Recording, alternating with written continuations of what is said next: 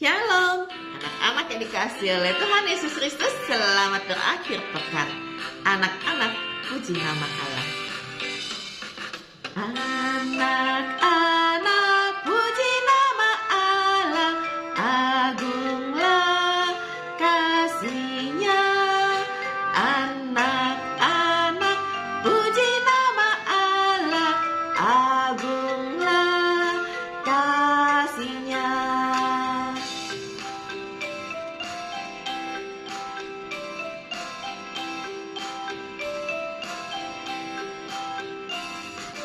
Anak-anak, kasih pada Allah, agunglah kasih-Nya. Anak-anak, kasih pada Allah, agunglah kasih-Nya.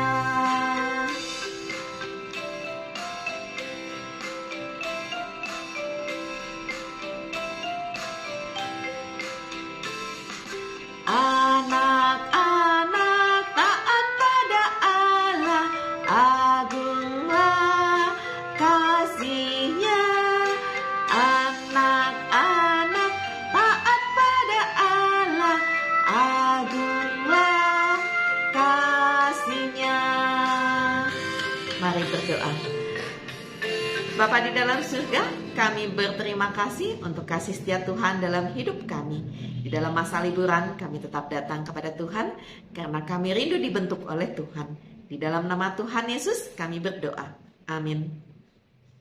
Bacaan Alkitab, Lukas 3 ayat 7-20. Lalu ia berkata kepada orang banyak yang datang kepadanya untuk dibaptis. Katanya, "Hai kamu keturunan ular beludak, siapakah yang mengatakan kepada kamu supaya melarikan diri dari murka yang akan datang? Jadi hasilkanlah buah-buah yang sesuai dengan pertobatan. Dan janganlah berpikir dalam hatimu, Abraham adalah bapa kami. Karena aku berkata kepadamu, Allah dapat menjadikan anak-anak bagi Abraham dari batu-batu ini. Kapak sudah tersedia pada akar pohon, dan setiap pohon yang tidak menghasilkan buah yang baik akan ditebang dan dibuang ke dalam api." Orang banyak bertanya kepadanya, "Jika demikian, apakah yang harus kami perbuat?" Jawabnya, "Barang siapa mempunyai 2 helai baju, hendaklah ia membaginya dengan yang tidak punya. Dan barang siapa mempunyai makanan, hendaklah ia berbuat juga demikian." Ada datang juga pemungut-pemungut cukai untuk dibaptis, dan mereka bertanya kepadanya, "Guru, apakah yang harus kami perbuat?" Jawabnya, "Jangan menagih lebih banyak daripada yang telah ditentukan bagimu." Dan prajurit-prajurit bertanya juga kepadanya, "Dan kami, apakah yang harus kami perbuat?" Jawab Yohanes kepada mereka, "Jangan merampas dan jangan memeras, dan cukupkanlah dirimu dengan gajimu."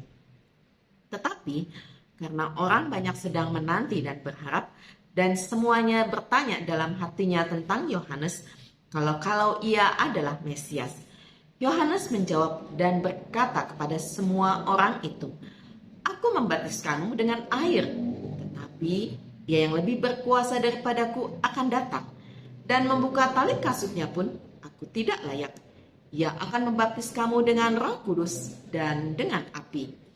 Alat penampi sudah di tangannya untuk membersihkan tempat pengirikannya dan untuk mengumpulkan gandumnya ke dalam lumbungnya.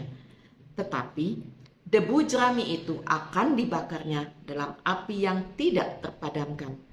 Dengan banyak nasihat lain, Yohanes memberitakan Injil kepada orang banyak.